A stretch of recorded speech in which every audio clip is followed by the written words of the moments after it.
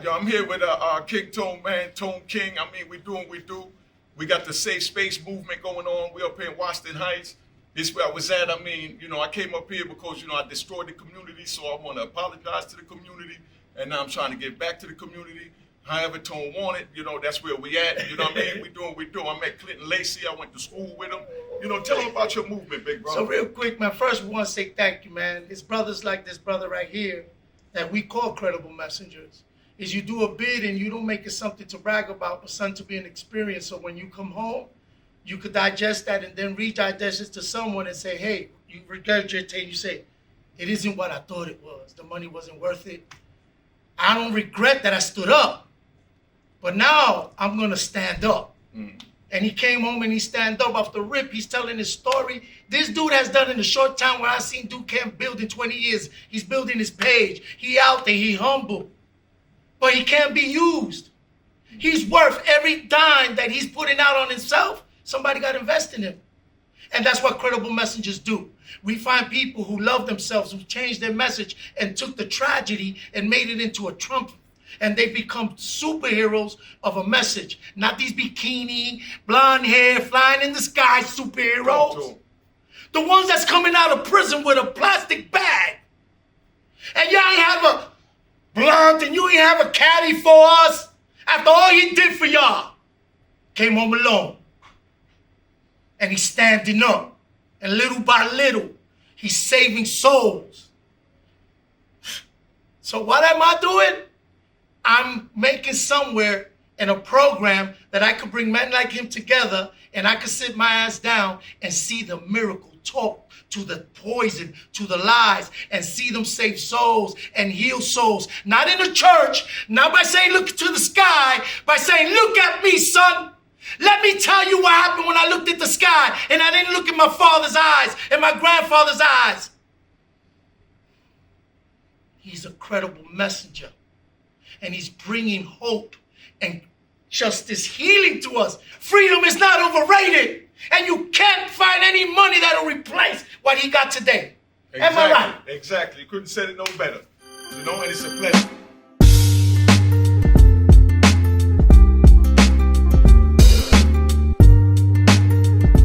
He said that, I don't think I need this. He said that the Trinitarios killed 2 Land Kings, and the Land Kings killed 3 Trinitarios. And he said that that was back in the day, and that part of what his mentality now is to try to make the youth let that shit go. Because it's past and it's gone. He spoke of his prison, that when he was in prison, it's not oppression so much. We get oppression everywhere. But what he was talking about was the racism we have amongst ourselves. And we're constantly trying to fight the outside racism when we can't even get along. So he was talking about how in the prison is another world. And how you get oppressed because of your culture, your race. You get robbed, you get raped. They take you for your commissary. And that's where that whole Trinitario concept came out of. And we all know that's what we all did. Well, I don't know about all of us. The hood that I come from, that's what we did. We formed, allegedly. We formed power groups, right? Gangs. We formed gangs for different reasons. I'm Boricua, I'm Puerto Rican. And I remember my mother was a gang member. Why? Because the Italians. So this is what we constantly do. And if we change, he's saying, if we change that mindset of our kids, we can be in a better place. That's the madrina. She's been helping us do peace treaties where we were beefing.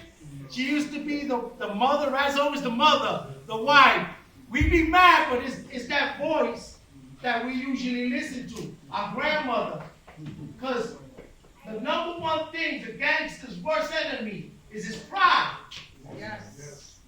That's right. He'll die for respect, but he won't live to support his family. That's so true. Why would I want to brag about that? Tony used to be ready to die for his mom and left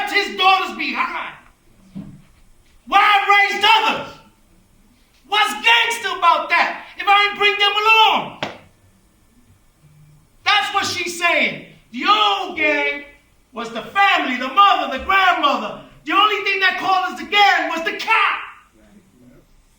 Not each other. Those are the tomahawks. They're over there. We love them brothers. When we used to go around, we knew who was there, what was the respect line.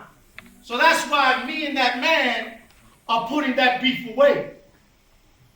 Because maybe if I forgive him, some of my members will forgive him. And that's where it starts. Maybe some won't. And I got to respect them. When you get 150 across your face, ain't easy to forgive. And all you can come with all this, you're going to kill my violence, you're going to talk me in restorative circle. When I look in the mirror, I see $1.50 or the 12 stitches that a blood gave me. Yeah. I got to look at it, get used to it. It never gets nice, but it's over. It's stitched up. It healed. So that's what we're here to talk on. How do we heal those? I'm still a king. I'm sorry. I can't erase it. I can't remove my tattoos. I can't. Antonio Fernandez. Nobody want to use that name. Fuck it. I'm King Tone. You get it? I can't change it. Then how do I make King Tone successful? The name that they use as a curse is now my success. It's how I get places. Look at that. Never denounce, hallelujah, because they're sinners. I was the worst one in the bunch. My mother always thought I was the good kid. I used to lie to her like a mother. No, I never did that. It was him. That's Johnny. You know I'm innocent. I high as a rock, and she believed me. So listen a little, we're going to go. But I want you to learn it because these guys are experts. And not because they went to school, they went to college, because they were activists themselves in the work. First, before they taught it, they suffered it, they experienced it, and now they're going to teach us a little bit about it. Yo, the unique Mecca audio here, man. I'm with Clinton Lacey, man. I mean, this is my hero. He grew up in Teaneck, New Jersey with me. I went to school with his sister. She went to school down in Hampton University, where I caught my case back in the 90s. I mean, you know, it is what it is, man. Tell them who you are, what you're doing, and what we getting ready to do. First of all, pleasure, honor to be here with my brother Unique. Our families go all the way back to the beginning, childhood, whole family, you know. So first of all, respect.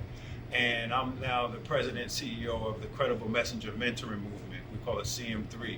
And it's really helping to spread the work of impacted people who've been through the justice system or otherwise impacted in the community, but who now turned it around and are using their blood, sweat, tears, and knowledge and wisdom and understanding that they've developed through that process to give back, right? To help heal our young people, to help heal the community, and to help heal sick systems, to change policies, right? To change things and transform the process so that our communities aren't victims of justice, right? But receive true justice. And that's what the work is all about. But the voices of the people who are closest to the problem are the voices we need to hear. The people who've experienced it firsthand have knowledge and wisdom and expertise that's so valuable, and we can't ignore it. We need to uplift it, invest in our credible messengers and our brothers and sisters who've had those experiences, because they have so much to give to all of us. And that's what this work is all about, and that's what we're moving forward.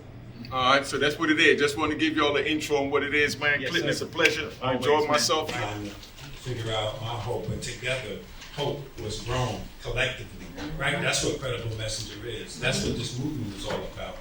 And so we are the leaders. We are the answer we've been looking for. And so it's just an honor to be here. This is a historic occasion.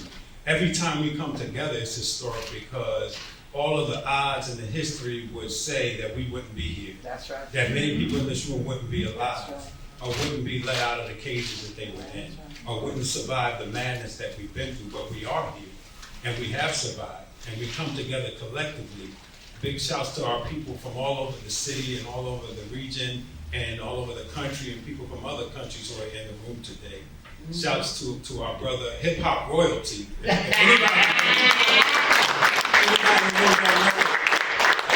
first generation founding fathers, founding generation of hip hop, of our culture, right? Our brother Graham Mr. Theodore. So big shouts to him and to everybody here. I just want to pay homage to all of those who couldn't be here, whose shoulders that we stand on, who gave blood, sweat, and tears in their lives for us to be here today.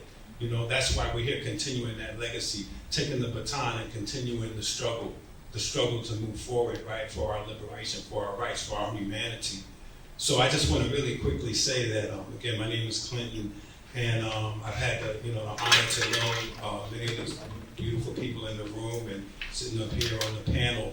And starting back in the 90s, in late 92, I started working at Rikers Island, working with the young brothers and the so-called adolescents at C74 and C76, right? And working with them on their transition to come home. We had this little small organization called Friends of Island Academy. And I read an article right around that time about Eddie Ellis and the work that he had done. And he had been home recently, and he was speaking at Riverside Church, and I went up to Riverside Church to meet him. Because my job was to help connect the brothers and sisters in Rose M. Singer facility at Rikers as they were coming home. So I read about him and started to learn about his work. And from that day forward, I became one of his thousands of students, right? Many people, many of us who had the opportunity to meet him and walk with him and be with him and be taught by him, right? And I'm just one of many who had that opportunity, but began to be influenced about this idea of credible messenger, right? This idea that the answer came from the community, that the people closest to the problem, who had been deepest impacted, were the ones with the answers, and the ones who had the right to be and was necessary that they would be the leaders of that process, of a healing process of themselves, right? Of their families and of their communities. And that influenced our work with the brothers and sisters coming home from Rikers who came from the 7 neighborhoods, all the neighborhoods that Eddie talked about, that Dave referred to. About 2 years later, I met Dave Brotherton at a forum in the Bronx, I think it was, and we became colleagues, and I became a student of his for many years and collaborated and conspired with him on some things and the work that he was doing. So it was in those early 90s as we were working with the brothers and sisters coming home from Rikers that some of them started to come into the organization, and I was meeting them at the island who were members of the Almighty Enlightened King and Queen Nation. And I hadn't met Tone. I'd read about him in the Post, right? Or the Daily News, right? The type of hype, the articles that were being put out. But the brothers and sisters, the brothers were telling me that they had gotten permission to come to the program, that they were encouraged to come because they knew we were about healing, about restoration, and about empowerment, right? And so we hadn't met yet, but we had this relationship because his sons, right, his brothers were coming to us to be part of this process. And I just share all of that because all of this was taking place, like all this was coming together, before we actually came together to where we are now. So all of us have been working our various pathways, right? But here we are today, together, for a reason, not an accident, right? And so it's just really powerful to have this opportunity. So years later, after I did the Rikers work, I had a chance to work around the nation, addressing racial disparities, the same story in every city and county and state around the country. We might not be the majority of the population, people of color, but we're the vast majority of people locked up inside the prisons, right? So we're working on that, and I had this rare opportunity in 2010 to come to the probation department. Through some strange set of circumstances, Vinny Schiraldi, a pretty outspoken, radical guy, white guy, became commissioner of probation and invited me and a couple of people like us who had never been inside probation, had never been POs, and never worked in government to come help him lead the organization. So we came in, so when we got there, I came in as deputy commissioner in 2011 and brought us in at that kind of level, right, to actually try to move things. And so one of the first things that we did is that we reached out to Eddie, and we asked Eddie to come in to begin to help heal and civilize a sick agency, right? To try to bring some humanity, right? And some truth to a justice system that was continuing to oppress the communities. This was Bloomberg's third term. Stop and frisk was raging, right? But meanwhile, we were over there, and nobody was really paying attention to probation, right? Like the focus was on other things. The mayor's office wasn't really too focused on it, right? So meanwhile, we were doing these things without asking permission. And so Eddie came in, and Eddie and Tone and David came in to do training of the POs, right? And so that's when we got together. And so we implemented a program called Arches Transformative Mentoring, which was about credible messenger work. Whatever title we give it is the essence of the work, right? The essence of people who've been impacted by the system, been marginalized and oppressed in their communities, right? Have come through it, have given blood, sweat, and tears, have survived and said, we're going to give back. We're going to reach our young people, our families. We're going to promote healing, right? We're going to promote peace. But we're also going to hold systems accountable. We're also going to not just reimagine what justice and can be, but we're going to recreate that process by taking our rightful place and doing that work. And so when we were able to implement that, we put 20 grants into the 7 neighborhoods to support credible messengers, to pay credible messengers to do the work of life coaching, of co-navigation, right? Of being there in the lives in the way that Dave described it, being at every step, whatever it was, in a non-judgmental way, in a loving way, right? In a way that says we're family and we're going to walk together regardless of the circumstance. And we're never going to give up on you. You are not the worst thing you've ever done. And you are not the worst thing that's ever happened to you. That's right. And we won't allow anyone to be marginalized in that way. And so that's the essence of the credible messenger work. So Tone and I got together real quick before I wrap up. A real horrible tragedy took place. A young brother from Brooklyn's 1-year-old baby was shot while they were shooting at him through a quote-unquote gang rivalry. And so he was in the park walking with his baby, and they killed his baby. And so a war was about to erupt. And so he was on probation in Brooklyn. So we got him. We went to Brooklyn and called a meeting, and we asked Tone to come to speak with the brother, right? And without giving the whole story, it was a powerful experience. And at first we didn't say, hey, this is King Tone, he's going to teach you something. He didn't even know who he was. And it was just a real conversation. And it wasn't until halfway through it that he looked up, he lifted his head up and realized, right, by listening. And it wasn't the fact that he was King Tone, the historic figure. It was what was being said. It was the message. So the credibility of the message, it's the message. It's not just the personality. It's not the history. It's not the war stories, right? It's not that. It's the message. It's the love. It's the support. And it was a really transformative experience that I always like to speak of. But the program was very successful. I don't even want to call it a program, the initiative. But we really just scratched the surface, right? With these grants, right? We didn't even really reach Washington Heights with the funding. We didn't reach the whole city, but it was an example of what's possible, right? And so we're still now fighting for the resources. And so we see our brothers and sisters here doing the work, whether we call it violence interruption, out there in the streets, getting people to put guns down, outreach work, right? Life coaching, navigating, wrapping around people, loving on them and walking with them. It's all of that we got to do, that we have to resource, we got to fund it, we got to support it. So we came to DC. In DC in 2015, I got, as a result of that experience, got appointed director of DC's juvenile justice system. And Tone came down, Tone was in the area, and I asked him to come into the agency with me to help, again, heal sick systems, right? To try to reimagine, to infuse love. And we were so imaginative, we said, we're gonna infuse love into the justice system, right? Which was kind of like a crazy notion. But we said we're gonna redefine it, but the only way to do that wasn't through talking or providing training. It was through bringing the people into the mix, investing in the people. And that's what we've been doing. And so after doing that for 7 years, I just resigned from that, and Tone and I, and we're working together to spread this work around the country. Now, we're not bringing credible messengers to places because the people are there. They're everywhere. Wherever we are, wherever there are oppressed people struggling, they're credible messengers. But we're going around just trying to bring some resources, some hope, some funding, some training and development, right? So that we can grow this family, grow this movement, right? Nationally and internationally.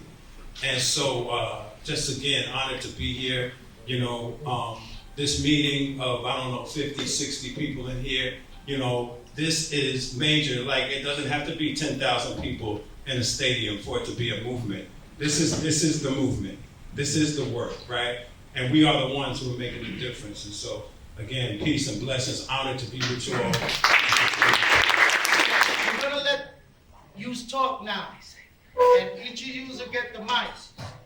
I know you listened a lot, because I want you to be able to hear it, digest it, then tell us. Some of you might say you're like the last guys that came. Full of shit. Are you coming back? What is it you're going to give us that's really going to make a difference from the last people? But if you don't ask, then we go by the problem they write for us to get money. So if we get money by calling you a gang, guess what I'm going to put outside? Gang Summit. But if you start demanding that you don't want to hear that word gang no more, then I got to call it a safe space for power groups, safe space for community. So with that, please, if you grab the mic, be respectful to each other. 3-4 minutes. We got food coming. Say it. Food is here. Speak to us, but don't speak about us. Speak for us, but don't tell me what you've done. I've been doing this shit since 90, where you didn't get paid, where the gang got raided, you go do 20. It's easy to do it now. You get paid to be a gangster. You get a hoodie. No, I'm mad as fuck. You stole it. And you destroyed it. You didn't see how we made Giuliani run like a coward. Tell us! I forgot. Our mothers against police brutality put 3 police officers in jail. We did. That's what we did. Oh, no, we didn't see that. We didn't hear that. They erased it, because who? The gangs led it. Mm-hmm. And everybody in college went along with it. Mm-hmm. So please stand up and scream at somebody about something. I don't live in New York no more. And I'm mad as hell that this mayor is making a decision if he's going back to stop and frisk and all this shit. And nobody has said nothing but drop your guns, peace, hey, no more violence. Let's show them why. Let's give them data. Let's give them proof. Let's talk the same language as different groups, as different providers. Let's stop this inner beefing. That's right. Street workers acting like gangs. Oh, that one's a snitch. Oh, these don't work. Until we drop and forgive each other. And even though I'm kill violence, even though I'm a king, even though I don't care about that no more, I want to hear my people tell me how I could help you. They're going to give me a little money. I want to throw it around. I want to give it back to you and the black one, where you fighting for. They don't use us. They don't teach us how to read. And they put us in the street to scream while the cop investigates the people. They don't let us become coordinators and directors. Yes. I own ground. The mayor cannot tell me what to do. I do what the people tell me to do. Take the money if you want. I did it without money before. As long as I got used. That's why I stay the fuck out the picture, because they'll come get me again. Because once there's one leader, there's only one person to kill. There's only one person to lock up. There's only one person to destroy. But right now, if I give you the mic, you say something. Then there's 100 of Tones, 100 of Trayvons, 100 of us with their knees on our neck. And we can't breathe until we stand up and speak and tell the educator, the man who knows how to shake the pockets, because now they trust him, the wisdom of the neighborhood. The guy who did it before I came here. Who the fuck is King Tone to the Dominicans? They know him. The mother who cries, the systems only take our kids. None of you's got nothing to say. I got a lot to say. So let's go. Ladies, I'm here on the mic, and I got 4 minutes from Mamadou, I got 4 minutes from Sam, and I got 4 minutes from Andre, my grandson. You know, we don't allow families to stand up and speak for the things that have been happening for far too long. In 2010, my youngest of 6 got arrested, and I couldn't understand. I'm from Aspira. You say Alianza Dominicana. I was working for Aspira, doing a lot of trainings across the cities to parents, helping them navigate the school system, helping families who couldn't understand the language. There was translation. Young people who had an IEP, make sure they get their services. And I felt comfortable because I had my older kids already graduating until my youngest got caught up from the school to prison pipeline. I knew how to advocate. They wanted to give him a superintendent suspension. That means a year away from his home school. I knew how to advocate. I knew the language. Fast forward, I'm in a courthouse. I don't understand who's school. It was not part of my life, even though I live in a community where it's $1 million block. That's those zip codes. Our kids are revolving door. I couldn't understand until it hit home. And in court, I'm looking at parents. I'm looking at young people. Like my son get a court-appointed lawyer. I don't know who the hell he is. He don't speak to me because of confidentiality. I get a court-appointed lawyer and corporation counsel. I'm like, corporation counsel? Who's he? My mentality said he's a prestigious lawyer from Fifth Avenue doing pro bono work in the hood. So he asked me, well, how can I help you? I'm a very involved parent. I volunteer for local politicians. The last one was Gustavo Rivera, one of our senators. I work in schools, corporation counsel. If you want to help me, then, you know, this is my son's first year high school. He's in Clinton. I hate Clinton. He's been getting to school late. Can you talk to him about punctuality? Because I'm anal about punctuality. And he's getting to school late. I enrolled him in a basketball program away from my neighborhood, paying double transportation, and he stopped going. Can you talk to him about going back to his basketball program? And he may need tutoring because he's getting to school late. So if y'all can help me with that, wonderful. Your Honor, this family has no control over her son. I'm with my husband, who I've been since I was 20 years old. I'm 55 now. I was questioned whether he's the father of my children. I was questioned if I had any drug addictions. Corporation counsel was building a case on my son and used my words. My son ended up doing 6 years. I got involved. You know, I love you, Clinton. I became that parent fighting for parents. I always say, if we don't help families, if you don't help the parents, you can't help the kid. If you can't help the kid, you can't help the parent. It's a unit. And the street become our family. So some may say, gang, we got street family. That when they feed us and protect us, I was the only Boca Negra in every school. So I was bullied. But today, I do national work now. I work on a research project that highlighted the crisis in the juvenile justice system. But that wasn't the only crisis. The crisis of our schools. Pataki thought that as long as our kids get an 8th grade education, that's good. There was no equity in funding our schools. But what really pushed me was that in our schools here in New York, it was only less than $25,000 to educate one of our kids in 2010. It was less than $5,000 for an after-school program. And at that time, 2010, it was $300,000 to house one of our kids in a juvenile prison, which they didn't come back best. I mean, they came back traumatized, less educated, broken into pieces, and we're supposed to fix them. I got involved with Gladys Carrion, who shut down 25 juvenile prisons in New York State. Close to home. Our communities were like, we don't want those kids here. I had to stand up and say, those are our kids. They weren't preparing our community for that. When my son came home, it was I feel like a mom nesting. For those who can connect, baby shower, you get resources, you get the connections. So I feel like my baby's coming home. And I tell you, if I traveled close to Canada to be able to see my son. My son was 14, came back at 12. After the honeymoon stage, the baby shower was over, the trauma kicked in. And what happens at home stays at home. We no longer have to deal with that. What happens at home, we're going to fix it in the community. My son tore my home and my relationship with his siblings. And we've been conditioned to think that law enforcement is the solution for everything. I'm going to give 2 minutes respect to those 2 young officers that could have been our kids. Tell them.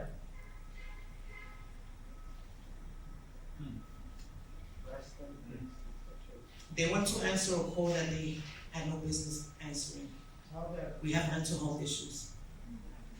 But I learned that our community is not fully prepared to embrace those that are coming home. We can't stigmatize people. We plant seeds, we need to cultivate the soil. The best compost, you know where it comes from? The best soil, where does it come from? From garbage. So no matter what they tell us, we are that essential piece of that puzzle that can make a difference.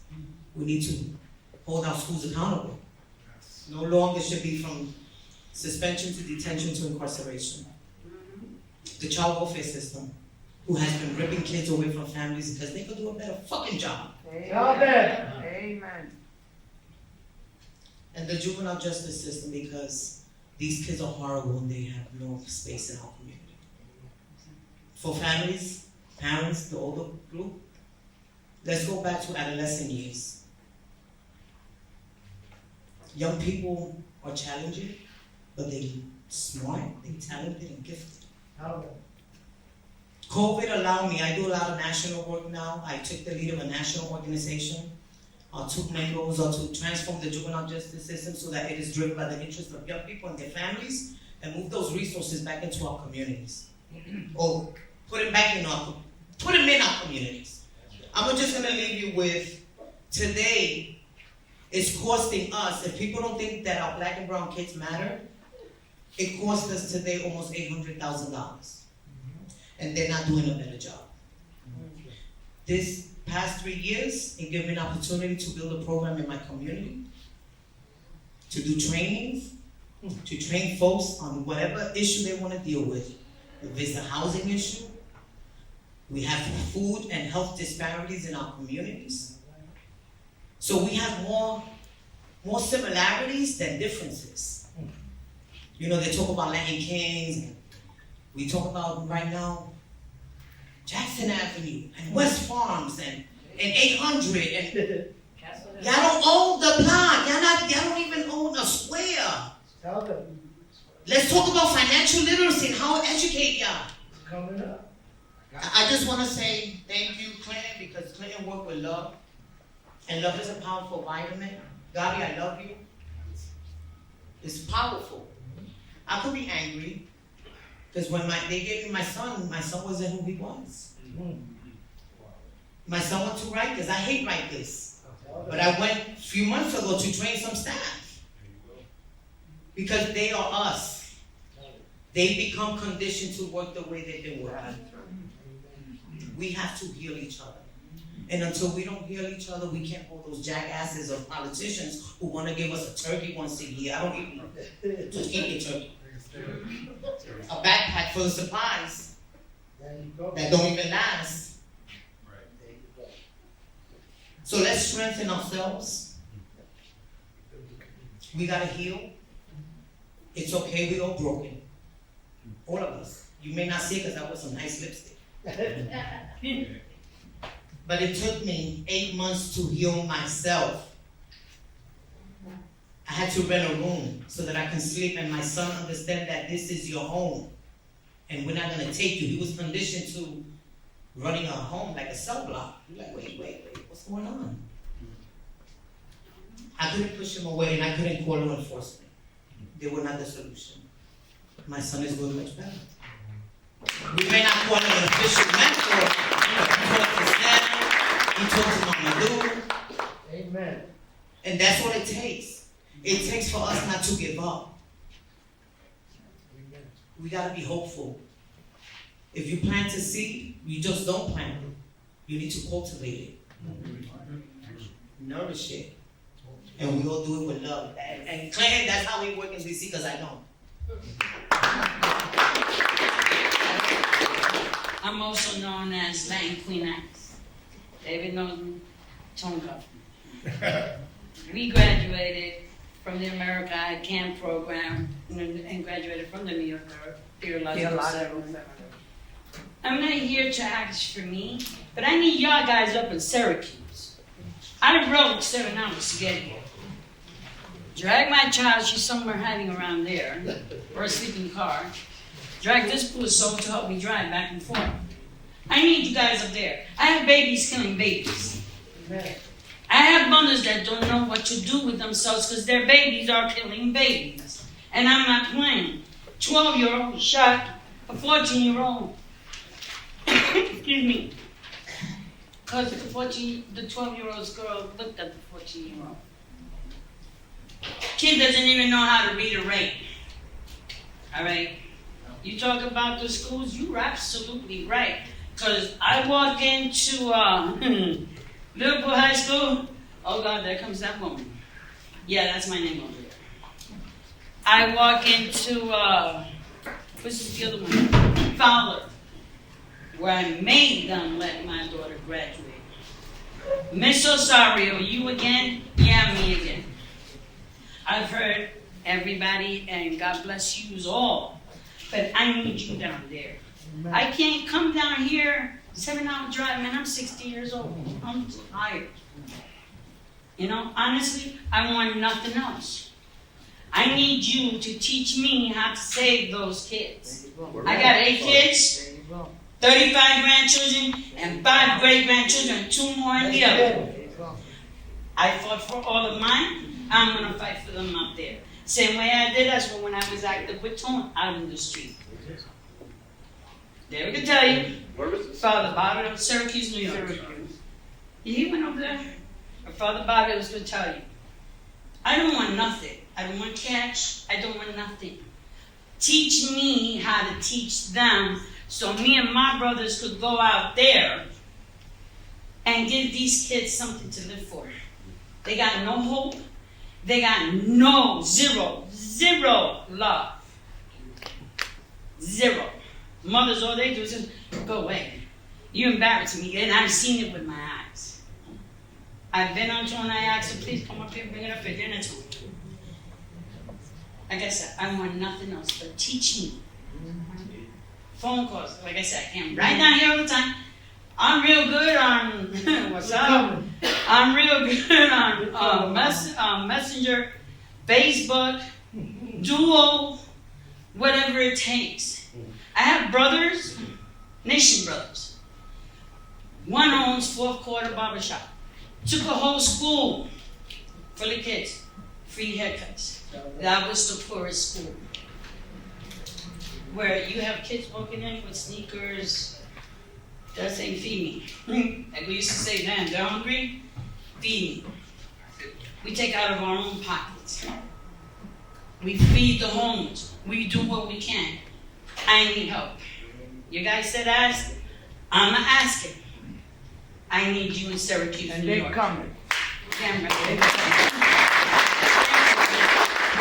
Me, Clinton Lacey, and us, we talk about the Credible Messenger program, and then there's a Credible Messenger movement. So I wanted to ask us as a people, and we better realize, if it's a movement, what makes a movement different from a program is a program, it empowers, it brings resources, we'll create programs, we'll create avenues. But let's say we get 100,000 Credible Messengers, felons that are coming home from the crack law that's being changed, from this youth laws that are being changed that are sending dudes after 30 years back to me, which I got 5. I got 5 guys that I hired that got over 30 years. Think about that. I'm not bragging. The only reason I hire them is because nobody, not even you, who are running programs, would hire them. Because all CCA, CCI, CCU, CCUE, all the big guys will cut your funding. So my question to us, after we unite, we get our voices together, Cure Violence, Credible Messengers, Interrupters, all those fancy names dropping, and look at each other as humans again, put the money in the grant aside, and say, once we get the money, once we learn how to use it, once we get financial, are we going to get lazy and then lay it down? Because a movement points an arrow. And then the arrow has to hit a target. So if the mayor's going to bring back old policies, then that's our target. If here only the politicians show up, when one of our cops gets shot in the damn face, that's when we got to see you. Did you go to his graduation? That's my question. The graduation didn't matter that much. Graduations matter. Basketball games matter. After school programs matter. Activism in a church matter. Faith without works is dead. You pray all your life. Never took me out the game. My mother prayed. So one day when I picked up the phone from jail in the shoe, I said, fuck this King Tone shit. Let me call Mom. She'll remind me. And I said, what I do now?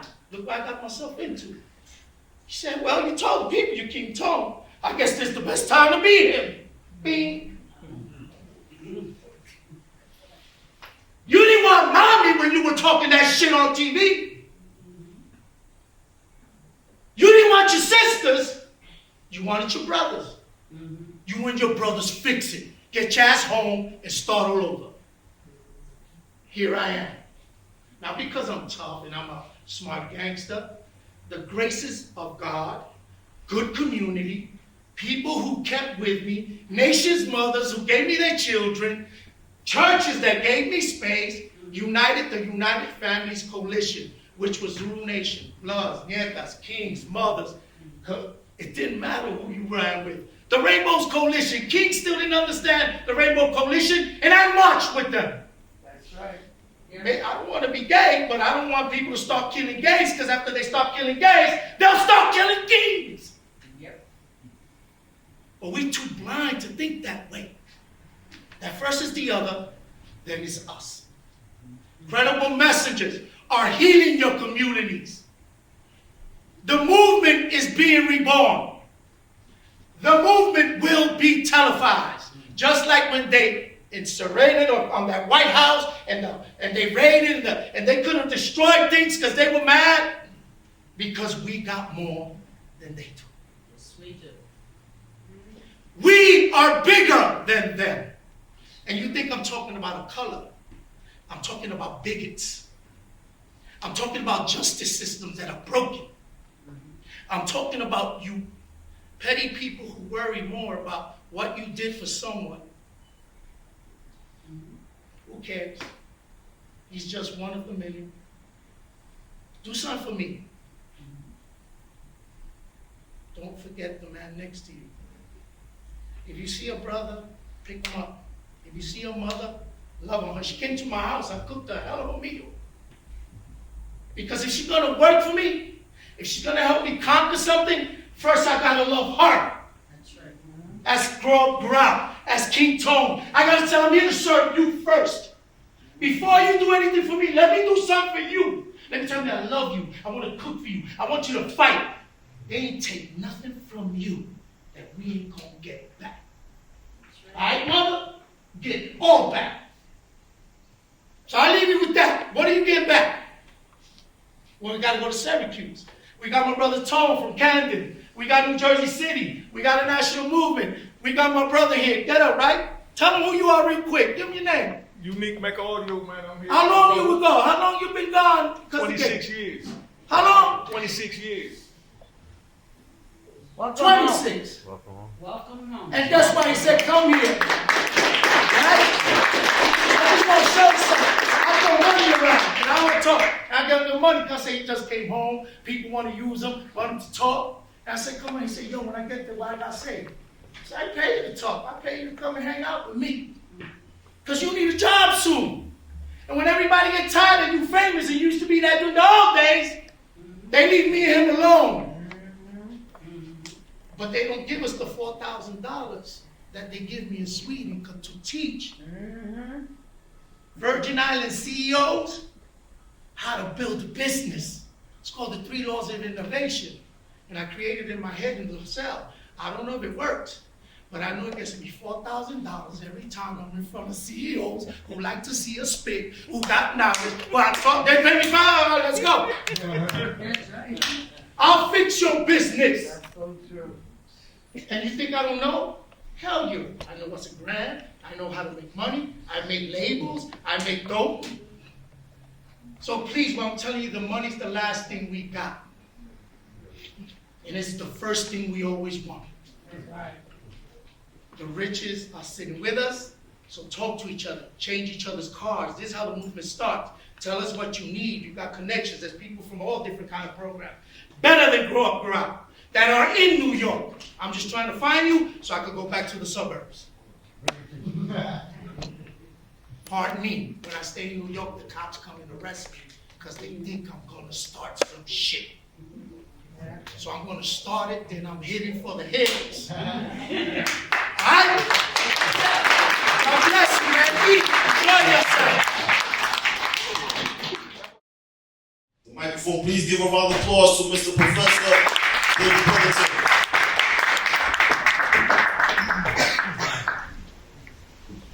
Well, thanks. Thanks for inviting me. It's been a couple of years now since I came into this church where Luis Barrios presides. I've known Luis since about 1995 from John Jay, I'm a professor at John Jay in the Graduate Center at the City University. I came here in '94 from University of California, Berkeley, and I'm a sociologist and a criminologist. And I met Luis.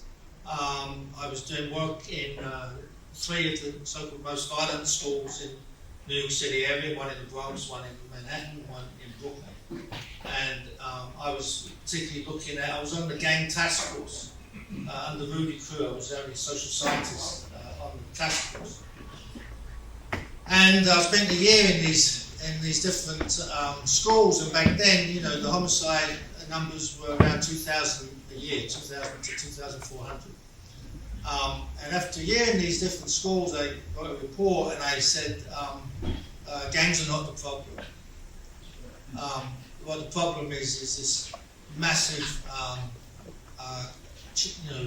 volatile funding is the problem. Is really low morale among the teachers is the problem. It's the class and racial nature of the segregated school system is the problem. It's the hostility to the parents is the problem. And after all these problems, then maybe the gang is a problem. But basically what you're facing is structural violence, not simply gang violence.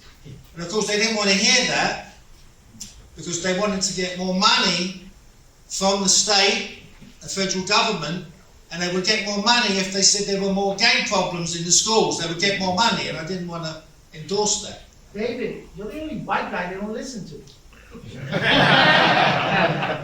Wonder why that is. But anyway, so around this time, we were talking about this, and I was giving talks in John Jay. I met Luis Barrios, and I wanted to, at that point, talk to the Latin Kings and Queens because, you know, we heard that they were a very different group to that which was being portrayed in the media. Because the Latin Kings and Queens were putting out a very different message, that they were becoming much more political, and they had this leader here called Tim Tom. So Luis said to me, yeah, you want to meet these guys? I said, yeah. He said, well, come to my church on a Saturday afternoon. I didn't even know he was a priest. I just thought he was a psychologist. And so I went to Mary's Church on 126th Street, and there was this extraordinary sight. I'm an ethnographer. That means I collect data from the community, with the community's collaboration. And I went to the church, and as I got to the church, folks were getting off the one train with me, and they're all dressed up in black and gold and all the rest of it. And mostly men, but there were also women, and there were also little children with them. And as I approached the church, there was a whole long line of folks waiting to get in the church, and they're all dressed up in their colour. There might be about 200 or 300 people standing outside. And they were on the one side of the street, and on the other side of the street is this massive precinct. Yeah. And there are all these wagons in front, and there are all these guys in windows with binoculars and cameras. And it was the blue team versus the gold team. And I got to the edge of the church, and the gold team, and they patted me down, and they said, "Are you carrying?" And I said, "Yeah, I've got a pencil." And they said, "Well, what are you going to do?" I said, "Well, I just come here because Luis Barrios invited me, and I want to sit in." Right? And I got inside the church, and inside the church there were about 700-800 land kings and queens, children all running around all over the place. And we started the meeting went on, this was around 12 o'clock, the meeting finished about 6 o'clock. And a lot of people were saying, Moderena.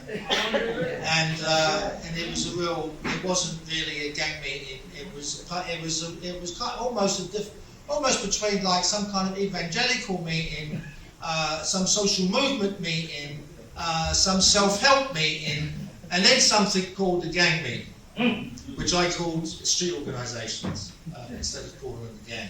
So I started this process of working with Tom from 1996 to around 2001. So I spent 5 years with them.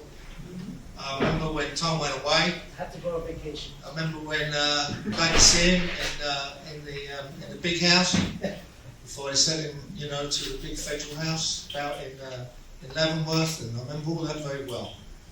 And we wrote about them in 2004, and it was the first book on gangs that talked about them as political, social actors. For the first time. We talked about them as a social movement, not simply as a gang subculture. And that idea came out of the questions we asked 125 members, women and men, of the Latin Kings and Queens. Because the kinds of questions we asked them, it wasn't all about what are you carrying, or who did you fight last? Are you a shooter? Or are you a shooter, or are you shooting up? Oh. We asked them about what do you want in life. We asked them about where do you get your power from. We asked them about what do you think of justice. We asked them about what are your dreams. And what are your dreams of your parents. And could we meet your parents? And we asked them all these questions that you would ask normally middle class people of that age group. What are your hopes? What are your dreams? Where do you come from? Where are you going? What's your history? What's your education level? What's the state of your public health insurance? All of these questions. And they engaged us, one after the other. In fact, they couldn't stop bloody well talking. I used to have to run out 5 or 6 pages. I said, you got more? I said, I can't stop. And I'll tell you this, and I'll tell you that, and it was fantastic, right? And we wrote that story as accurately as we could. Amen. When we finished that story, this is about, really, the central theme here is taboo. Gangs were a taboo, and still are a taboo. And as long as they're a taboo, it works for the ruling class to demand and control the narrative that in so many ways ideologically seals our oppression. So the taboo here was of the gang. So we basically deconstructed the taboo. And we brought it back home through their voices. This is who we are. Then we went on to the next taboo. And that taboo was the thousands of people disappearing from Washington Heights every year, which we call mass deportation. And we started that project around 2001, 2002. After Luis and I went to Santo Domingo and we gave a talk on what we'd seen, and we said to them, anybody got any questions? And they put their hands up. There was about 150 people in a hotel, and they asked, why, in Spanish, why are you sending them all back here? These delinquentes, why are you sending them all back here? And bringing crime and violence and drugs back here, why are you doing that? And I had no idea what they were talking about. And I said to him, what are you talking about? He said, it's true, we're deporting hundreds of people from Washington Heights. I've got a whole bunch in my community, in my parish. I said, look, this is news to me, but, I'm bona fide, right? I'm a community ethnographer. If these are the questions you want to have answered, I'll try and answer them. So I came back to New York. I had one of my Dominicana students. I said, go back to the Heights and find out what's going on with this deportation law. She went off for a semester, for 4 or 5 months, and she came back, And I said, what's going on? Tell me what's going on. She said, Dave, nobody wants to talk about it. Nobody wants to talk about deportation. They see the deportees as an embarrassment to the community.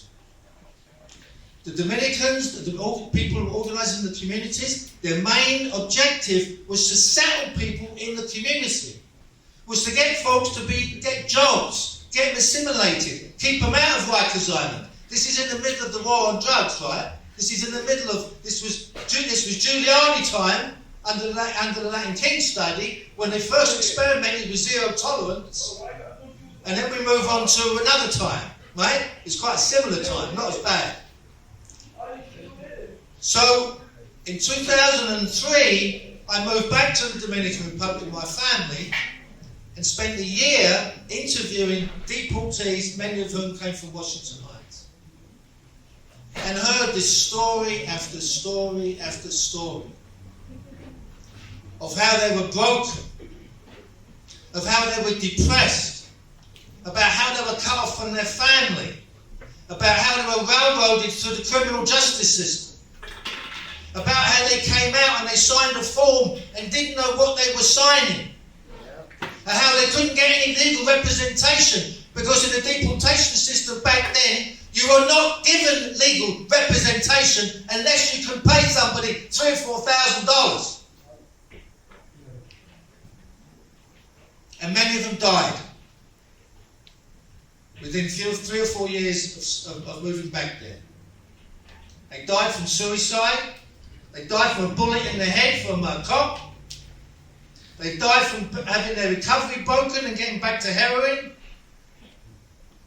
Or they died from depression. And out of the 110 people we interviewed back then, I reckon, this is 2003 up until about 2008 we stopped. I reckon out of that 105 that we interviewed, they'd be lucky if there's 20 still alive. And these were men and women in their 40s, some of them in their 20s.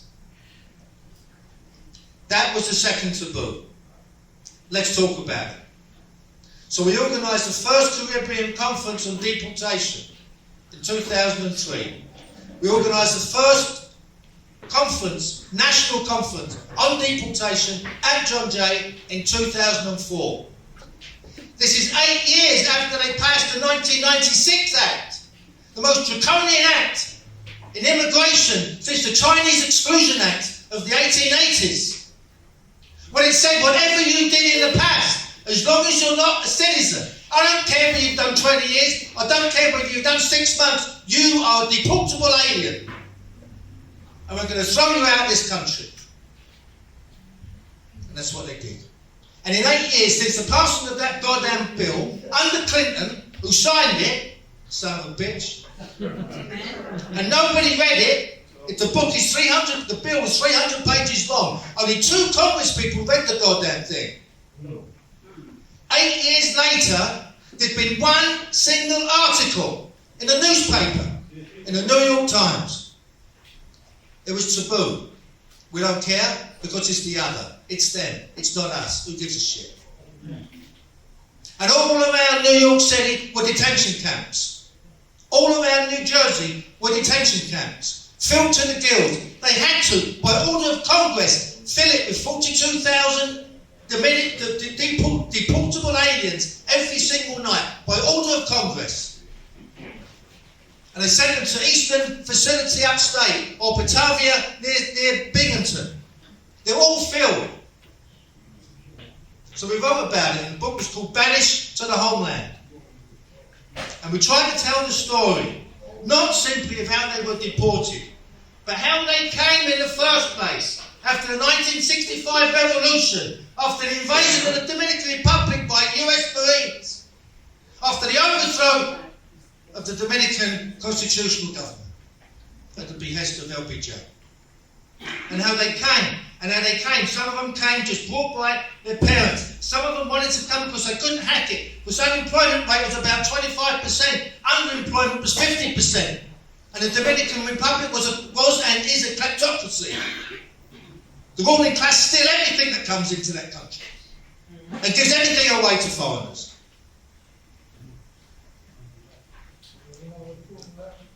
So that was the second taboo. And then the third taboo is the credible messengers. Why is it a taboo? Because the credible messengers say that the answer to our problems is within you. Within you. The poorest, the most oppressed, the most vilified, the most segregated, the written off, the throwaways, the disposables is within you. And that idea, in the most recent iteration, came from a man called Eddie Ellis. Unfortunately, I didn't meet.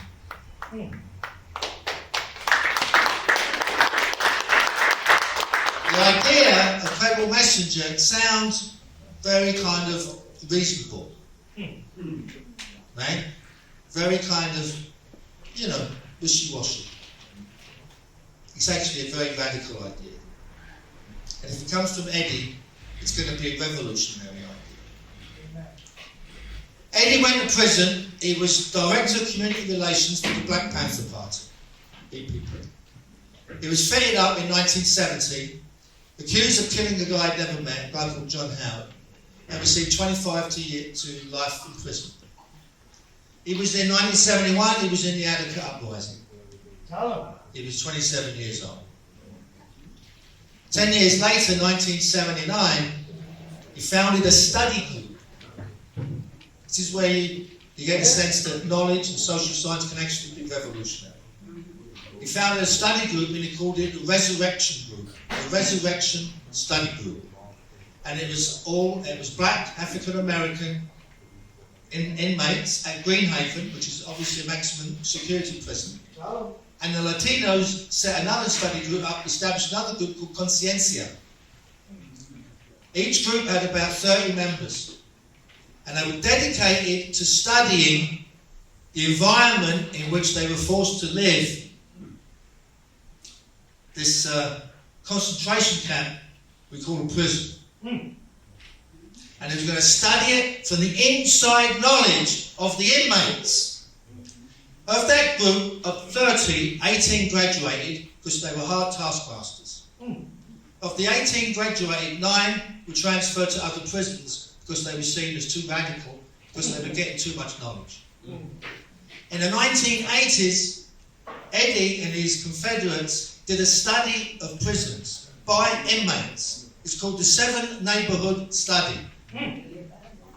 All the social scientists had overlooked this issue of where the inmates come from in New York City or New York State. They come from 7 neighborhoods in New York City. They looked at the entire population of inmates, which in that time was around, had to be around 65, 70,000. 85% of inmates were black or Latino. Then they started looking at their educational level, how many never graduated from high school. Then they looked at levels of literacy, how many came in couldn't read or write. And it went on, and it went on, and it went on. This is a taboo of structural violence. Structural violence that teaches us that we are pathological. We are not pathological. The society we live in is pathological. The only hope we have to turn that around is us, the non-pathological ones. So Eddie said, as he saw the prison population change, and so many young people coming in, and weren't respecting the old cultures of the prison, weren't doing time like you're supposed to do time, and shouldn't have been there in the first place, he said we have to change this. We have to break the cycle. We have to break the symbiotic relationship between our neighbourhoods and this goddamn prison. And the only way we're going to break it is through us. Because most of us are coming home. Some of us won't make it. But most of us will. And when we come home, what's going to be there for us? Who's going to welcome us with open arms? Who's going to give us a goddamn job? We can't even move back into the housing where we came from with a felony record. Let alone get jobs in about 25 different professions you're banned from because you've got a prison record. But we're not going to be fatalistic. We're not going to be hopeless. We're going to put our energy and our future in the power that we have, which is us and our experiences and our history, like Eddie just talked about, and our knowledge base, and we're going to turn around negativity into something positive, into something emancipatory, into something powerful. And we're not just going to come out there and tell and wag the fingers at the young brothers and the sisters and saying don't do this or don't do that, otherwise you're going to end up in the joint. Because they're not going to listen. But they are going to listen if we put an arm around them and if we say, come with me and I'll go with you wherever and I'll be with you 24/7. That's right. And I'll work with you and your parents or whoever's taking care of you. And when you fight homelessness, I'll be by your side as well. And when they take you to court, I'll be there too. And that idea of mentorship is and was revolutionary. And that's what we stand for. Thank you very much.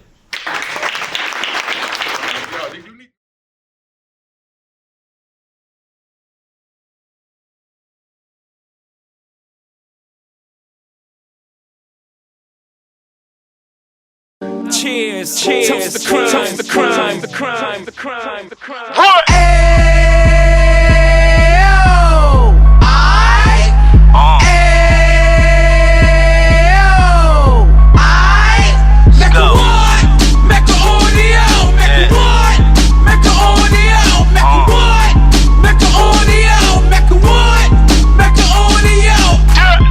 Fresh out the can of 26, he back on the strip, getting back in the mix. What he mentions a gift. You stand up 10 toes down, and I suggest you pay attention to this. Take a little gully posse and put it in Harlem. He cut from the bottom, came up from the bottom. Drop the book, you should go and get it. The Instagram page and the YouTube, you could go and visit. Then you could consider yourself LinkedIn. Sit front row and get Jews from a kingpin. How he went through it, so you ain't gotta go do it. To not pay attention would be stupid. Talking about a man that probably put your grandfather on. Probably the reason that him and your grams got along. A man that generated millions on the block, did his time, never squilling to the cops, Mecca audio.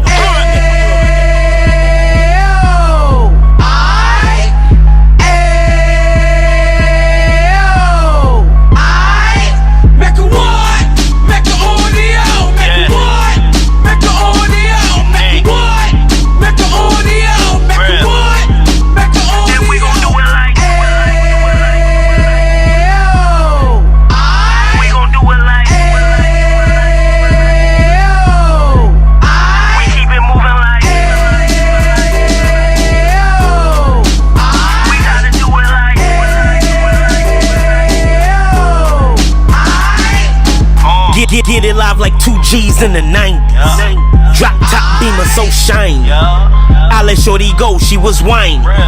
Treat her like my past, she behind me. Spend a couple bands on the Dapper Dan. You be back again, getting green like a Packers fan. No cap, it's a roaring uptown. They be whoring uptown, Dominican bust downs.